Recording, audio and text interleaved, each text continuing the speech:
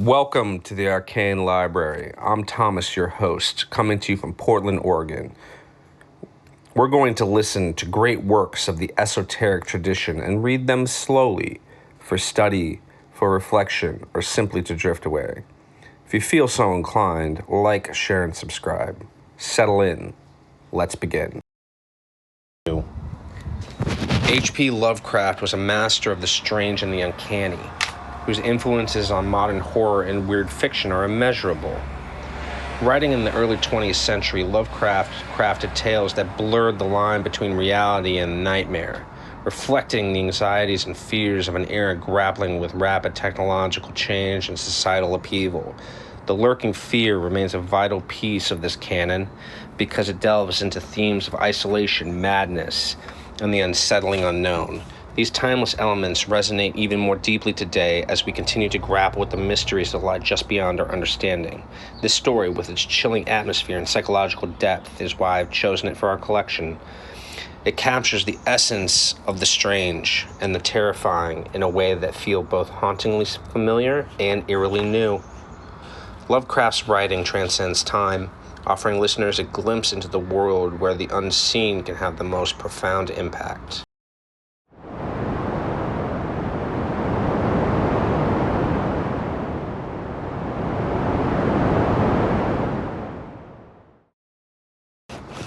The Lurking Fear by H.P. Lovecraft, published in 1923. There was thunder in the air on the night I went to the deserted mansion atop Tempest Mountain to find the lurking fear. I was not alone, for foolhardiness was not then mixed with that love of the grotesque and the terrible, which has made my career a series of quests for strange horrors in literature and in life. With me were two faithful and muscular men for whom I had sent when the time came, men long associated with me in my ghastly explorations because of their peculiar fitness. We had started quietly from the village because of the reporters who still lingered about after the eldritch panic of a month before, the nightmare creeping death. Later I thought they might aid me, but I did not want them then. Would to God I had let them share the search, that I might not have had to bear the secret alone so long. To bear it alone for fear the world would call me mad, or go mad itself, at the demon implications of the thing. Now that I am telling it anyway, lest the brooding make me a maniac, I wish I had never concealed it, for I, and I only, know what manner of fear lurked on that spectral and desolate mountain. In a small motor car, we covered the miles of primeval forest and hill until the wooded ascent checked it. The country bore an aspect more than usually sinister as we viewed it by night and without the accustomed crowds of investigators, so that we were often tempted to use the acetylene headlights despite the attention it might attract. It was not a wholesome landscape after dark, and I believe I would have noticed its morbidity even had I been ignorant of the terror that stalked there. Of wild creatures there were none. They are wise when death leers close. The ancient lightning-scarred trees seemed unnaturally large and twisted, and the other vegetation unnaturally thick and feverish, while curious mounds and hummocks in the weedy, fulgurite-pitted earth reminded me of snakes, and dead men's skulls swelled to gigantic proportions. Fear had lurked on Tempest Mountain for more than a century. This I learned at once from newspaper accounts of the catastrophe which first brought the region to the world's notice. The place is a remote, lonely elevation in that part of the Catskills where Dutch civilization once feebly and transiently penetrated,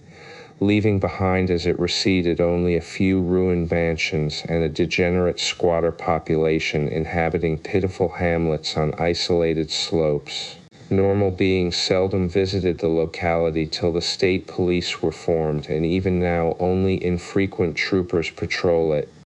The fear, however, is an old tradition throughout the neighboring villages, since it is a prime topic in the simple discourse of the poor, who sometimes leave their valleys to trade hand-woven baskets for such primitive necessities as they cannot shoot, raise, or make. The lurking fear dwelt in the shunned and deserted Martense mansion, which crowned the high but gradual eminence, whose liability to frequent thunderstorms gave it the name of Tempest Mountain. For over 100 years, the antique grove-circled stone house had been the subject of stories incredibly wild and monstrously hideous.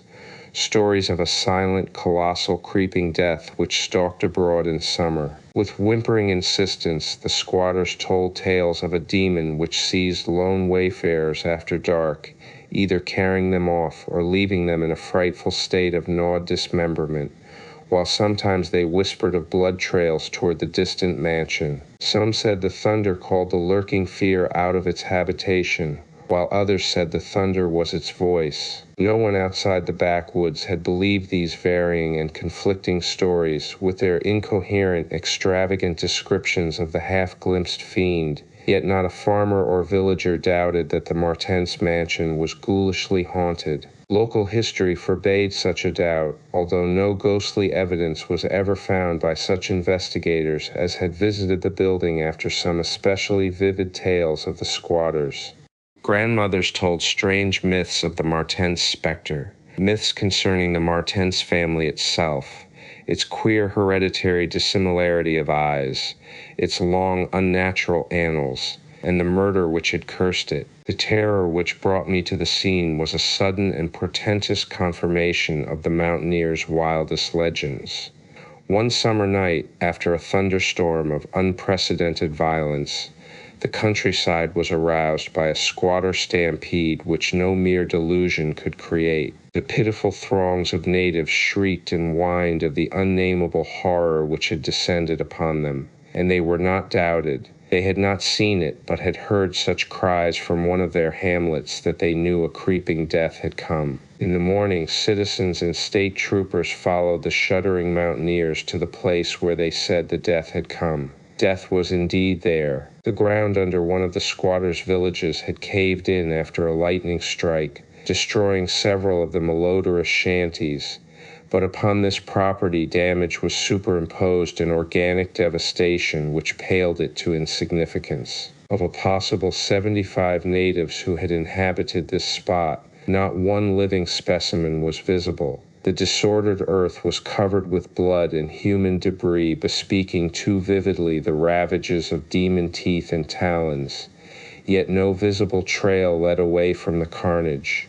That some hideous animal must be the cause, everyone quickly agreed, nor did any tongue now revive the charge that such cryptic deaths formed merely the sordid murders common in decadent communities. That charge was revived only when about 25 of the estimated population were found missing from the dead, and even then it was hard to explain the murder of 50 by half that number. But the fact remained that on a summer night a bolt had come out of the heavens and left a dead village whose corpses were horribly mangled, chewed, and clawed. The excited countryside immediately connected the horror with the haunted Martens mansion, though the localities were over 3 miles apart. The troopers were more skeptical, including the mansion only casually in their investigations, and dropping it altogether when they found it thoroughly deserted. Country and village people, however, canvassed the place with infinite care, overturning everything in the house, sounding ponds and brooks, beating down bushes, and ransacking the nearby forests. All was in vain. The death that had come had left no trace save destruction itself. By the second day of the search, the affair was fully treated by the newspapers, whose reporters overran Tempest Mountain. They described it in much detail and with many interviews to elucidate the horror's history as told by local grandams. I followed the accounts languidly at first, for I am a connoisseur in horrors, but after a week I detected an atmosphere which stirred me oddly, so that on August 5, 1921, I registered among the reporters who crowded the hotel at Lefferts Corners, nearest village to Tempest Mountain, and acknowledged headquarters of the searchers. 3 weeks more, and the dispersal of the reporters left me free to begin a terrible exploration based on the minute inquiries and surveying with which I had meanwhile busied myself. So on this summer night, while distant thunder rumbled, I left a silent motor car and tramped with 2 armed companions up the mound-covered reaches of Tempest Mountain, casting the beams of an electric torch on the spectral gray walls that began to appear through the giant oaks ahead. In this morbid night solitude and feeble shifting illumination, the vast box-like pile displayed obscure hints of terror which day could not uncover. Yet I did not hesitate, since I had come with fierce resolution to test an idea. I believed that the thunder called the death demon out of some fearsome secret place, and be that demon solid entity or vaporous pestilence, I meant to see it. I had thoroughly searched the ruin before, hence knew my plan well, choosing as the seat of my vigil the old room of John Martens, whose murder loomed so great in the rural legends. I felt subtly that the apartment of this ancient victim was best for my purposes. The chamber, measuring about 20 feet square, contained, like the other rooms, some rubbish which had once been furniture. It lay on the second story, on the southeast corner of the house, and had an immense east window and narrow south window, both devoid of panes or shutters. Opposite the large window was an enormous Dutch fireplace with scriptural tiles representing the prodigal son, and opposite the narrow window was a spacious bed built into the wall. As the tree-muffled thunder grew louder, I arranged my plan's details. First, I fastened side by side on the ledge of the large window 3 rope ladders which I had brought with me. I knew they reached a suitable spot on the grass outside, for I had tested them. Then the 3 of us dragged from another room a wide 4-poster bedstead, crowding it laterally against the window. Having strewn it with fir boughs, all now rested on it with drawn automatics, 2 relaxing while the 3rd watched. From whatever direction the demon might come, our potential escape was provided. If it came from within the house, we had the window ladders. If from outside, the door and the stairs. We did not think, judging from precedent, that it would pursue us far, even at worst. I watched from midnight to 1 o'clock, when in spite of the sinister house, the unprotected window, and the approaching thunder and lightning, I felt singularly drowsy. I was between my 2 companions, George Bennett being toward the window and William Toby toward the fireplace. Bennett was asleep, having apparently felt the same anomalous drowsiness which affected me, so I designated Toby for the next watch, although even he was nodding. It is curious how intently I had been watching that fireplace. The increasing thunder must have affected my dreams, for in the brief time I slept there came to me apocalyptic visions. Once I partly awaked, probably because the sleeper toward the window had restlessly flung an arm across my chest. I was not sufficiently awake to see whether Toby was attending to his duties as sentinel, but felt a distinct anxiety on that score. Never before had the presence of evil so poignantly oppressed me. Later I must have dropped asleep again, for it was out of a phantasmal chaos that my mind leaped when the night grew hideous with shrieks beyond anything in my former experience or imagination. In that shrieking, the inmost soul of human fear and agony clawed hopelessly and insanely at the ebony gates of oblivion. I awoke to red madness and the mockery of diabolism, as farther and farther down inconceivable vistas that phobic and crystalline anguish retreated and reverberated.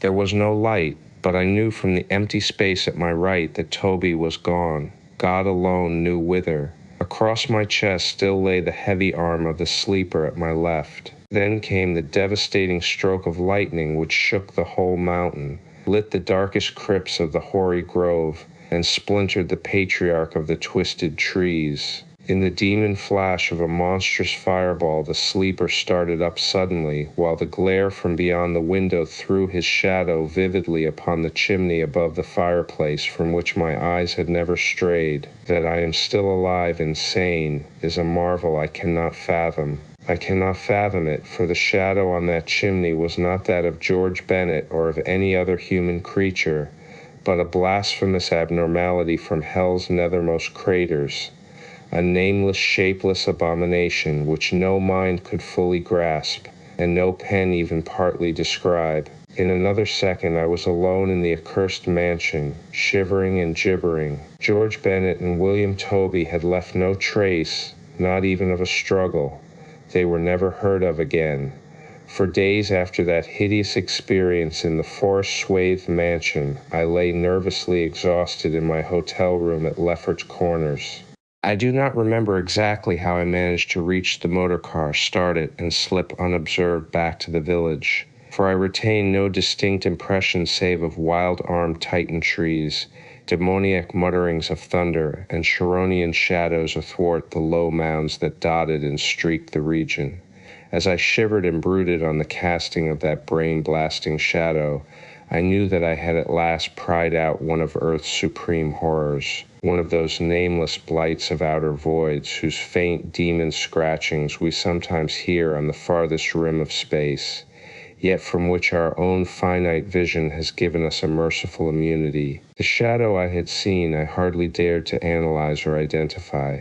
Something had lain between me and the window that night, but I shuddered whenever I could not cast off the instinct to classify it. If it had only snarled, or bayed, or laughed titteringly, even that would have relieved the abysmal hideousness. But it was so silent. It had rested a heavy arm or foreleg on my chest. Obviously it was organic, or had once been organic. Jean Martens, whose room I had invaded, was buried in the graveyard near the mansion. I must find Bennett and Toby if they lived. Why had it picked them and left me for the last? Drowsiness is so stifling and dreams are so horrible.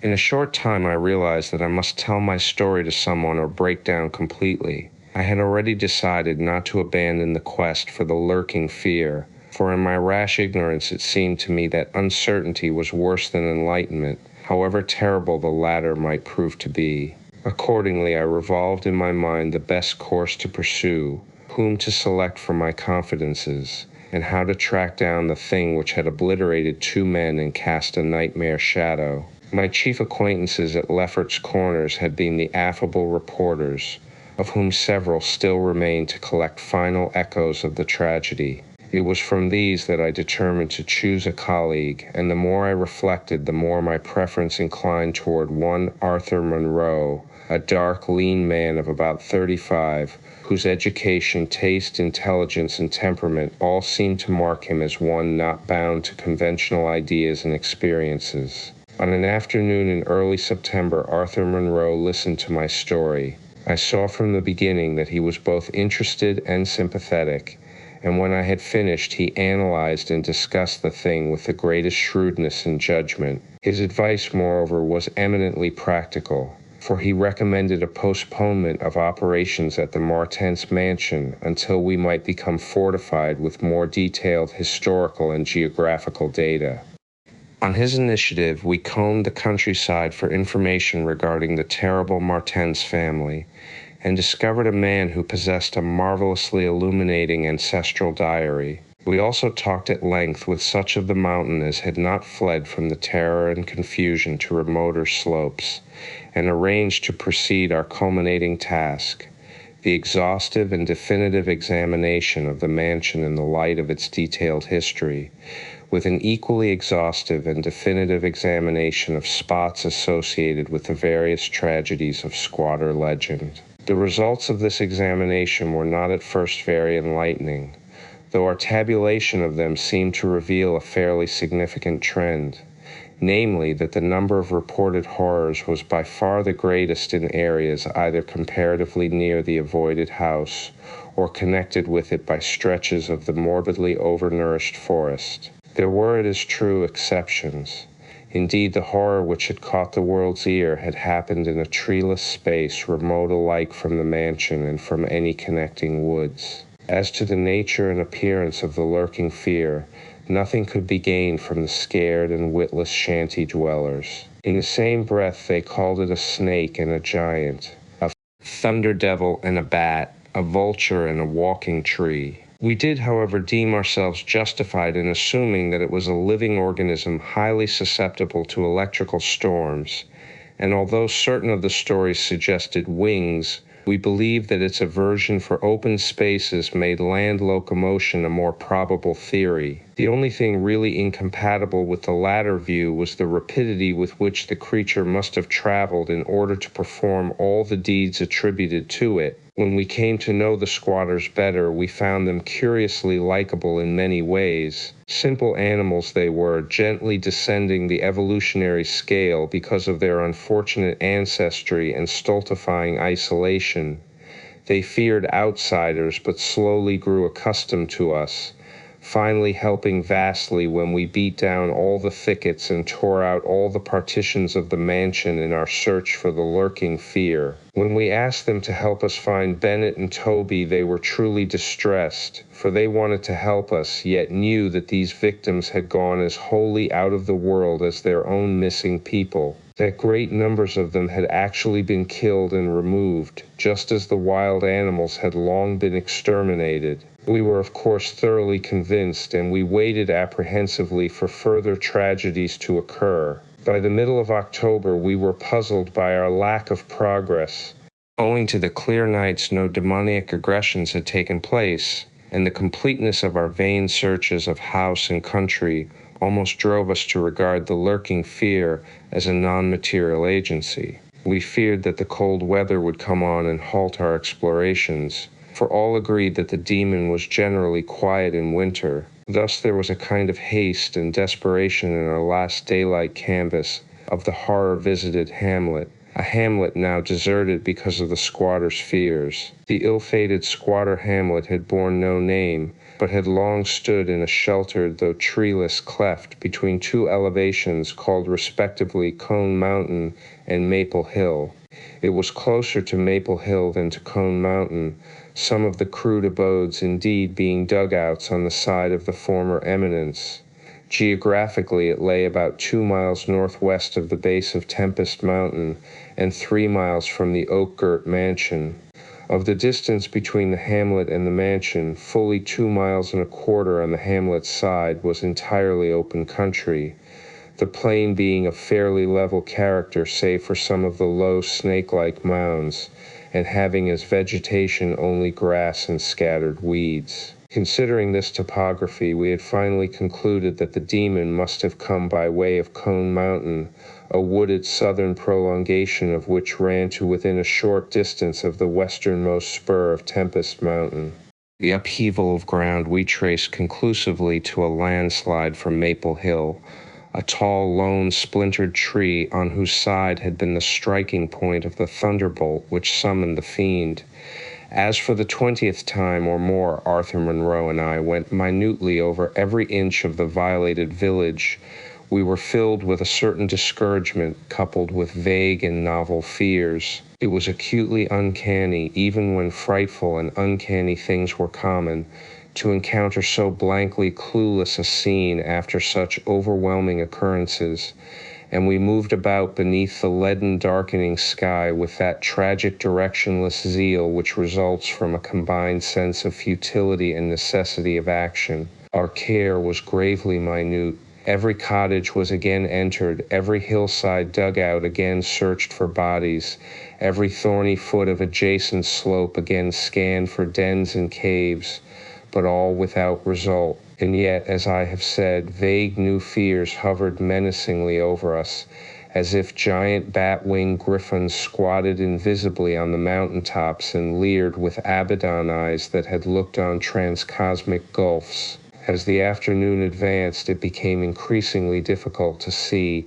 and we heard the rumble of a thunderstorm gathering over Tempest Mountain. This sound in such a locality naturally stirred us, though less than it would have done at night. As it was, we hoped desperately that the storm would last until well after dark, and with that hope turned from our aimless hillside, searching toward the nearest inhabited hamlet, to gather a body of squatters as helpers in the investigation. Timid as they were, a few of the younger men were sufficiently inspired by our protective leadership to promise such help. We had hardly more than turned, however, when there descended such a blinding sheet of torrential rain that shelter became imperative. The extreme, almost nocturnal darkness of the sky caused us to stumble sadly.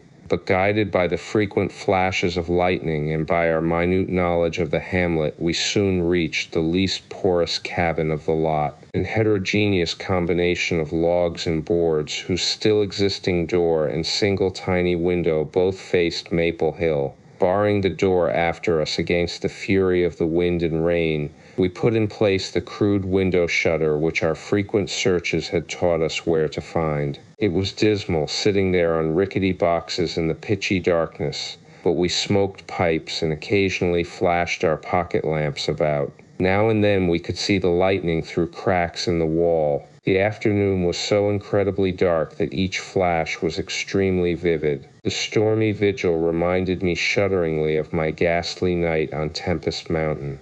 My mind turned to that odd question which had kept recurring ever since the nightmare thing had happened, and again I wondered why the demon, approaching the three watchers either from the window or the interior, had begun with the men on each side and left the middle man till the last, when the Titan fireball had scared it away. Why had it not taken its victims in natural order, with myself second, from whichever direction it had approached?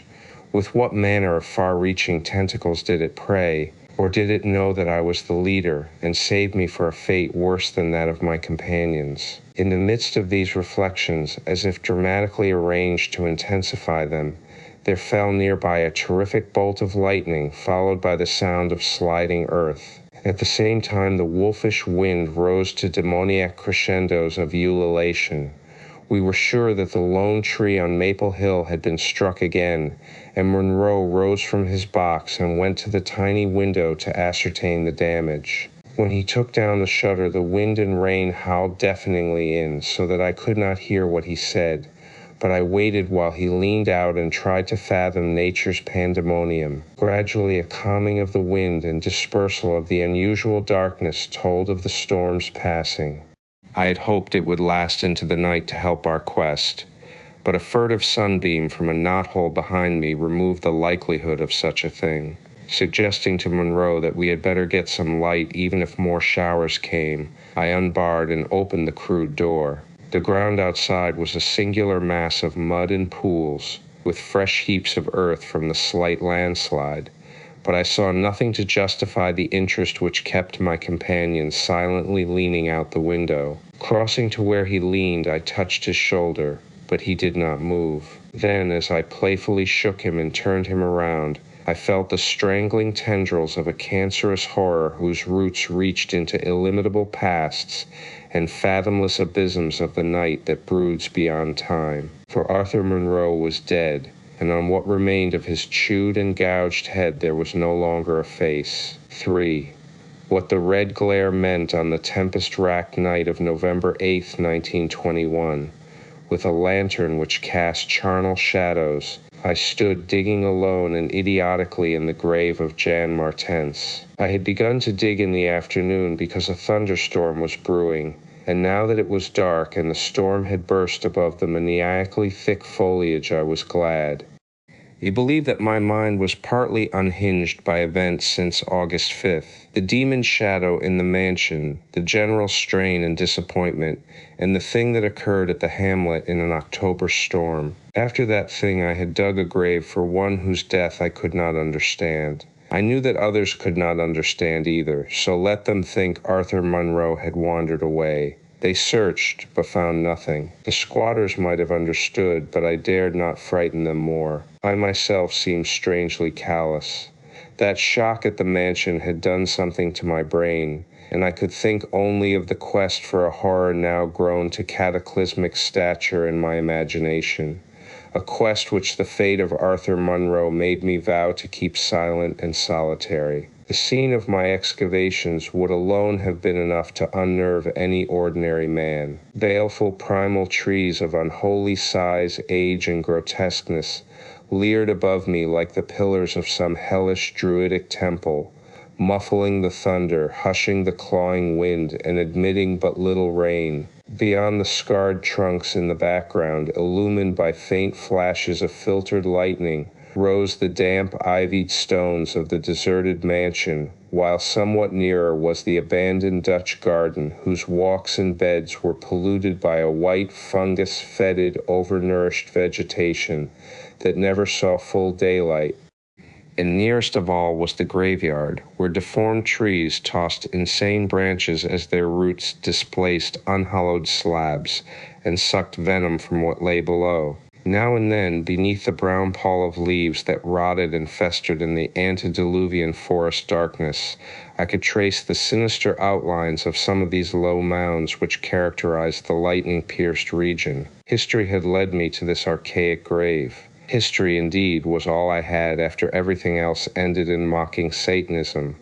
I now believed that the lurking fear was no material thing, but a wolf-fanged ghost that rode the midnight lightning. And I believed, because of the masses of local tradition I had unearthed in my search with Arthur Monroe, that the ghost was that of Jean Martens, who died in 1762. That is why I was digging idiotically in his grave. The Martens mansion was built in 1670 by Gerrit Martens, a wealthy New Amsterdam merchant who disliked the changing order under British rule and had constructed this magnificent domicile on a remote woodland summit whose untrodden solitude and unusual scenery pleased him. The only substantial disappointment encountered in this site was that which concerned the prevalence of violent thunderstorms in summer.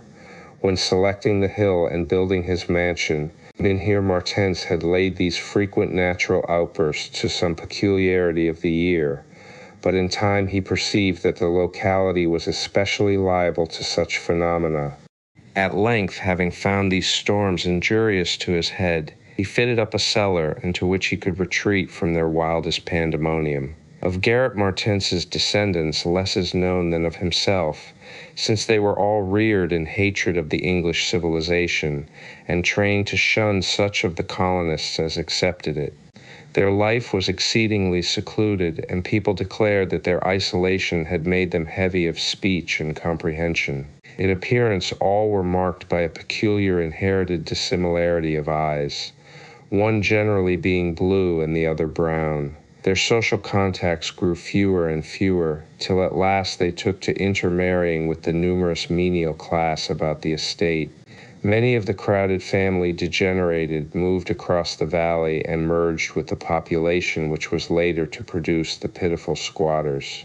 The rest had stuck sullenly to their ancestral mansion, becoming more and more clannish and taciturn, yet developing a nervous responsiveness to the frequent thunderstorms. Most of this information reached the outside world through young John Martensi, who from some kind of restlessness joined the colonial army when news of the Albany Convention reached Tempest Mountain. He was the first of Gerrit's descendants to see much of the world, and when he returned in 1760 after 6 years of campaigning, he was hated as an outsider by his father, uncles, and brothers, in spite of his dissimilar Martens eyes. No longer could he share the peculiarities and prejudices of the Martenses, while the very mountain thunderstorms failed to intoxicate him as they had before. Instead, his surroundings depressed him, and he frequently wrote to a friend in Albany of plans to leave the paternal roof. In the spring of 1763, Jonathan Gifford, the Albany friend of Jean Martens's, became worried by his correspondent's silence, especially in view of the conditions and quarrels at the Martens mansion. Determined to visit Jan in person, he went into the mountains on horseback. His diary states that he reached Tempest Mountain on September 20th, finding the mansion in great decrepitude. The sullen, odd-eyed Martenses, whose unclean animal aspect shocked him, told him in broken gutturals that Jan was dead.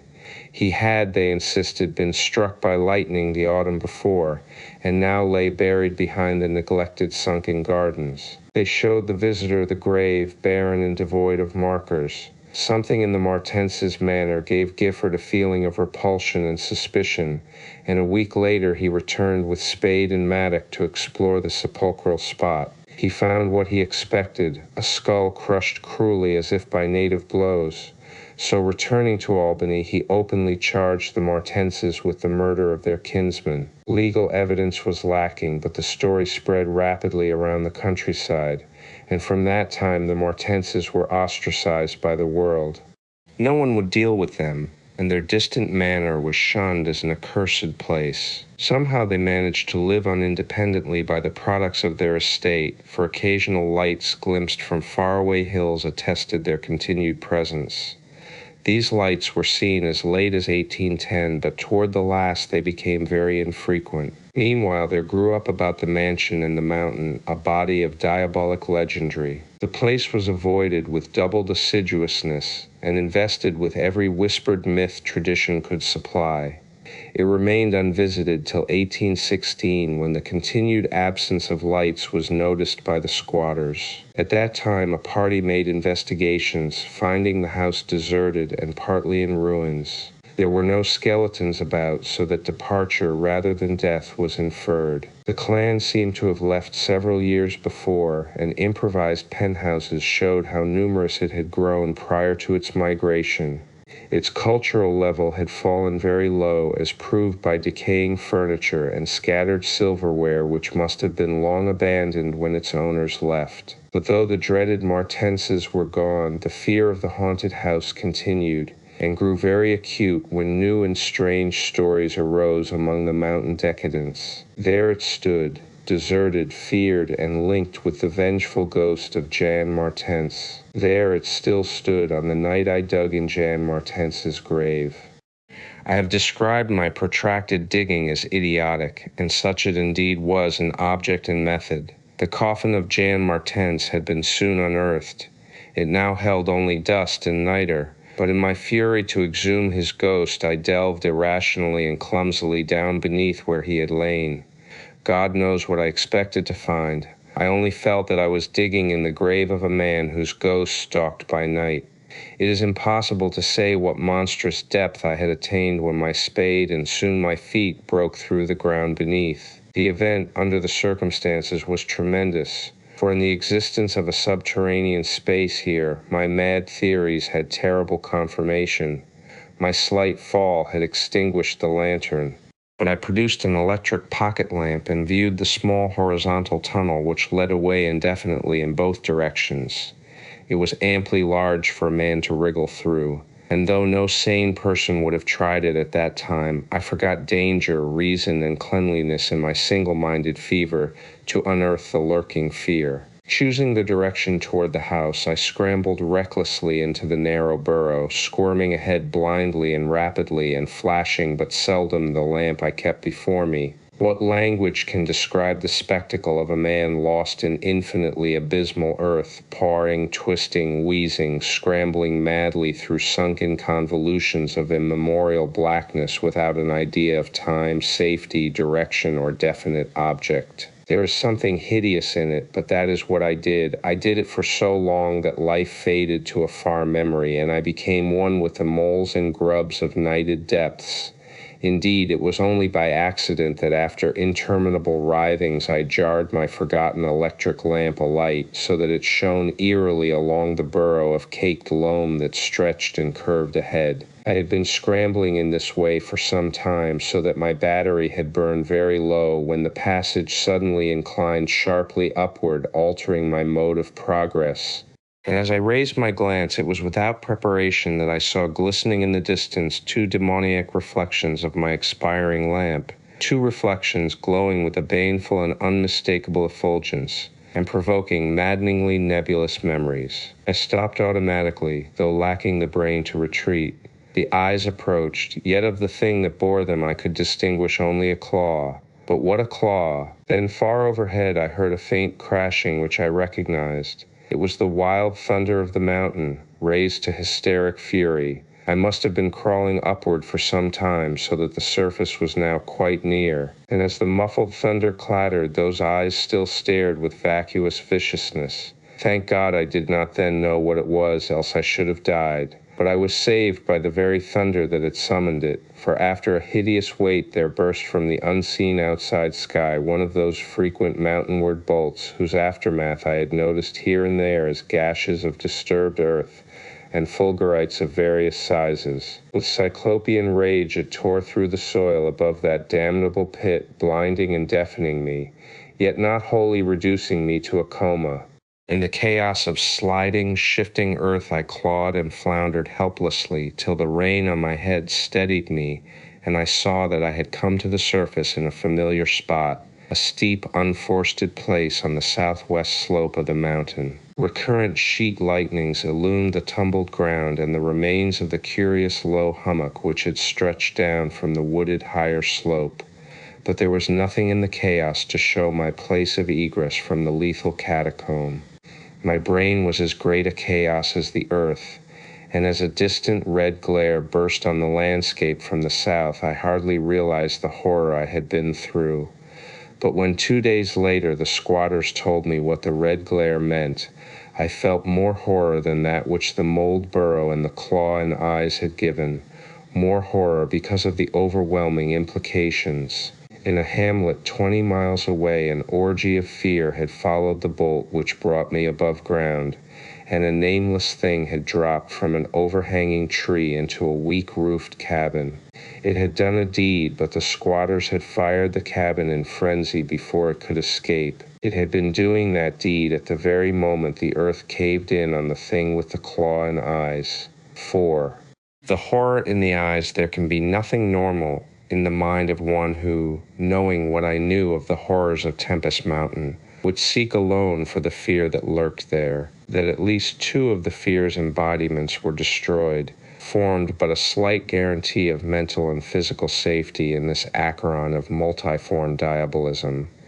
Yet I continued my quest with even greater zeal as events and revelations became more monstrous. When, 2 days after my frightful crawl through that crypt of the eyes and claw, I learned that a thing had malignly hovered 20 miles away at the same instant the eyes were glaring at me, I experienced virtual convulsions of fright. But that fright was so mixed with wonder and alluring grotesqueness that it was almost a pleasant sensation. Sometimes, in the throes of a nightmare, when unseen powers whirl one over the roofs of strange dead cities toward the grinning chasm of Nice, it is a relief and even a delight to shriek wildly and throw oneself voluntarily along with the hideous vortex of dream doom down into whatever bottomless gulf may yawn. And so it was with the waking nightmare of Tempest Mountain.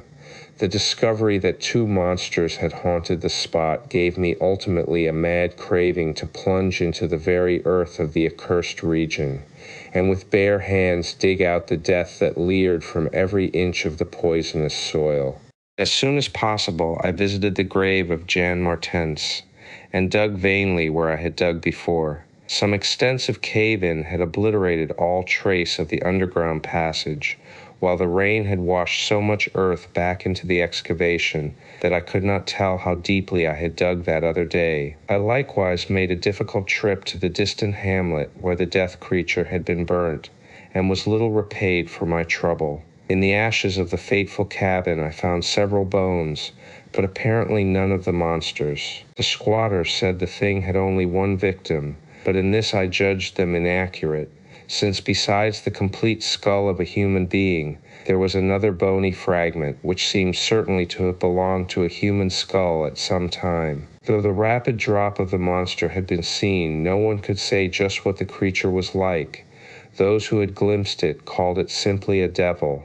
Examining the great tree where it had lurked, I could discern no distinctive marks. I tried to find some trail into the black forest, but on this occasion could not stand the sight of those morbidly large boles, or of those vast serpent-like roots that twisted so malevolently before they sank into the earth.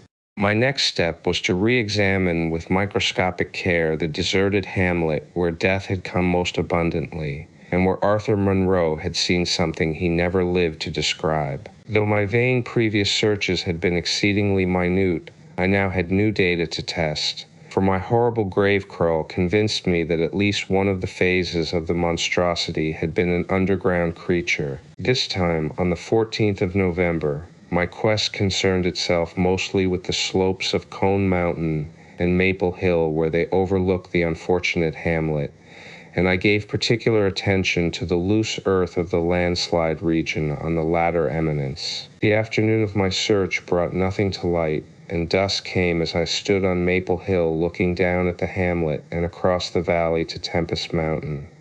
There had been a gorgeous sunset, and now the moon came up, nearly full and shedding a silver flood over the plain, the distant mountainside, and the curious low mounds that rose here and there. It was a peaceful Arcadian scene, but knowing what it hid, I hated it. I hated the mocking moon, the hypocritical plain, the festering mountain, and those sinister mounds. Everything seemed to me tainted with a loathsome contagion, and inspired by a noxious alliance with distorted hidden powers. Presently, as I gazed abstractedly at the moonlit panorama, my eye became attracted by something singular in the nature and arrangement of a certain topographical element.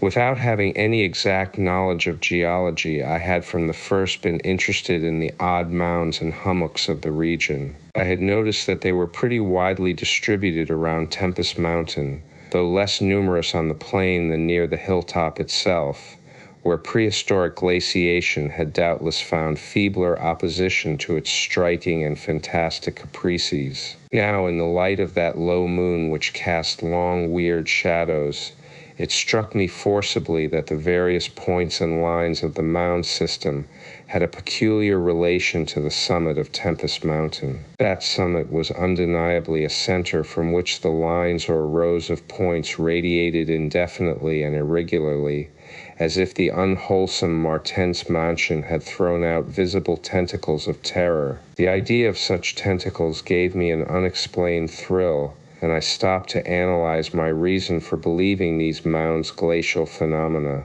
The more I analyzed, the less I believed, and against my newly opened mind there began to beat grotesque and horrible analogies based on superficial aspects and upon my experience beneath the earth. Before I knew it, I was uttering frenzied and disjointed words to myself. My God, molehills. The damned place must be honeycombed. How many that night at the mansion?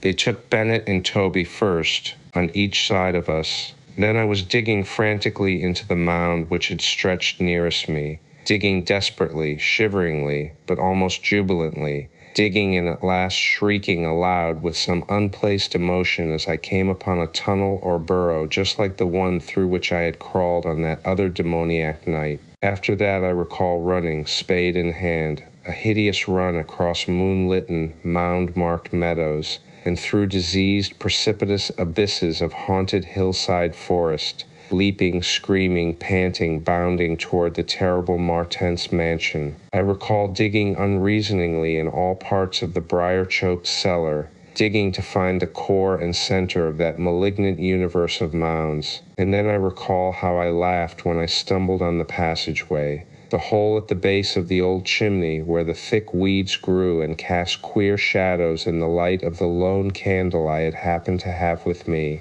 What still remained down in that hell hive, lurking and waiting for the thunder to arouse it, I did not know. 2 had been killed. Perhaps that had finished it. But still there remained that burning determination to reach the innermost secret of the fear, which I had once more come to deem definite, material, and organic.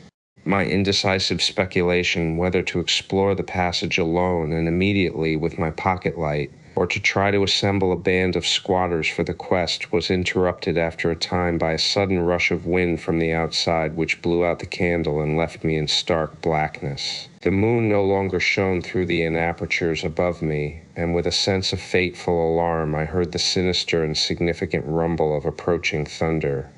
A confusion of associated ideas possessed my brain, leading me to grope back toward the farthest corner of the cellar. My eyes, however, never turned away from the horrible opening at the base of the chimney, and I began to get glimpses of the crumbling bricks and unhealthy weeds as faint glows of lightning penetrated the woods outside and illumined the upper wall. Every second I was consumed with a mixture of fear and curiosity. What would the storm call forth? Or was there anything left for it to call? Guided by a lightning flash, I settled myself down behind a dense clump of vegetation through which I could see the opening without being seen. If heaven is merciful, it will someday efface from my consciousness the sight that I saw and let me live my last years in peace. I cannot sleep at night now and have to take opiates when it thunders. The thing came abruptly and unannounced. A demon, rat-like, scurrying from pits remote and unimaginable, a hellish panting and stifled grunting, and then from that opening beneath the chimney a burst of multitudinous and leprous life, a loathsome night-spawn flood of organic corruption more devastatingly hideous than the blackest conjurations of mortal madness and morbidity. Seething, stewing, surging, bubbling like serpent slime, it rolled up and out of that yawning hole, spreading like a septic contagion and streaming from the cellar at every point of egress, streaming out to scatter through the accursed midnight forests and strew fear, madness, and death. God knows how many there were. There must have been thousands. To see the stream of them in that faint, intermittent lightning was shocking. When they had thinned out enough to be glimpsed as separate organisms, I saw that they were dwarfed, deformed hairy devils or apes, monstrous and diabolic caricatures of the monkey tribe. They were so hideously silent. There was hardly a squeal when one of the last stragglers turned with the skill of long practice to make a meal in a custom fashion on a weaker companion. Others snapped up what it left and ate with slavering relish. Then, in spite of my days of fright and disgust, my morbid curiosity triumphed, and as the last of the monstrosities oozed up alone from that nether world of unknown nightmare, I drew my automatic pistol and shot it under cover of the thunder. Shrieking, slithering, torrential shadows of red, viscous madness chasing one another through endless, ensanguined corridors of purple, fulgurous sky, formless phantasms and kaleidoscopic mutations of a ghoulish, remembered scene. Forests of monstrous, overnourished oaks with serpent roots twisting and sucking unnameable juices from an earth verminous with millions of cannibal devils. Mound-like tentacles groping from underground nuclei of polypus perversion. Insane lightning over malignant evied walls and demon arcades choked with fungus vegetation. Heaven be thanked for the instinct which led me unconscious to places where men dwell, to the peaceful village that slept under the calm stars of clearing skies.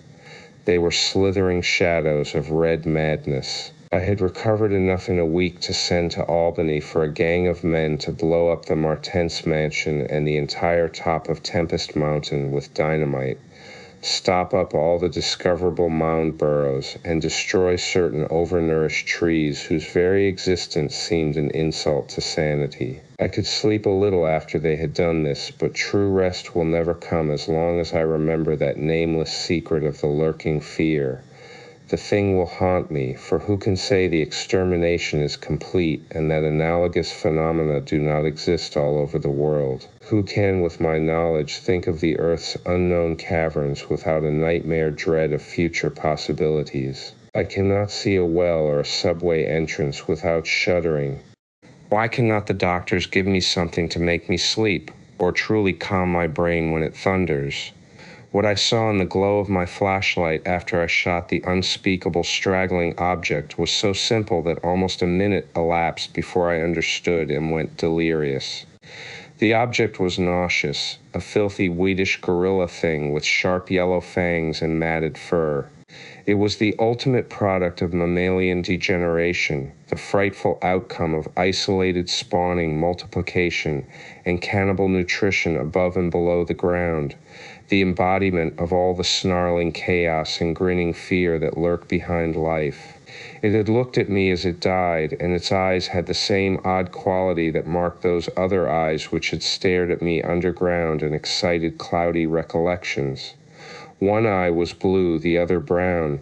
They were the dissimilar Martens eyes of the old legends, and I knew in one inundating cataclysm of voiceless horror what had become of that vanished family, the terrible and thunder-crazed House of Martens.